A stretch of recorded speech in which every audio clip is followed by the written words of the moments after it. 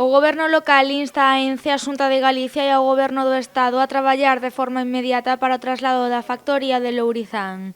Esta é unha das peticións que o Bloque Nacionalista Galego e o Partido Socialista levarán ao vindeiro pleno municipal, o cal terá lugar o día 22 de marzo.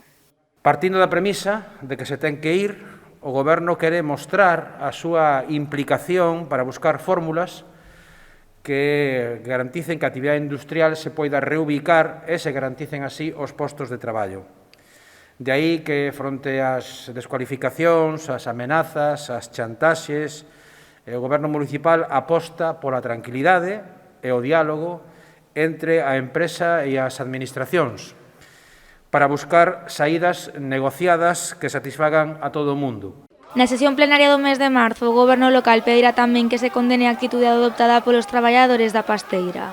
Levaremos unha moción a pleno para que se condene a denuncia e a violencia coa que a empresa actúa e coa que o PP tamén instiga e tamén apoia.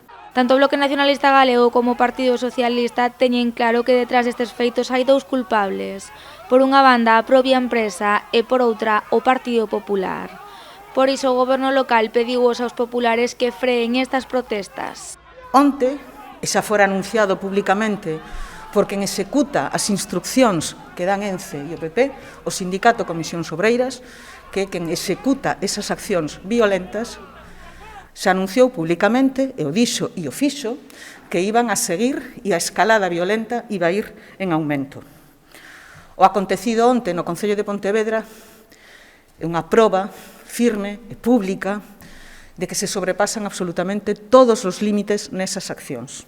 E, polo tanto, quen executa esas instruccións e quen dá esas instruccións, que son a empresa e o PP, teñen que mandar parar.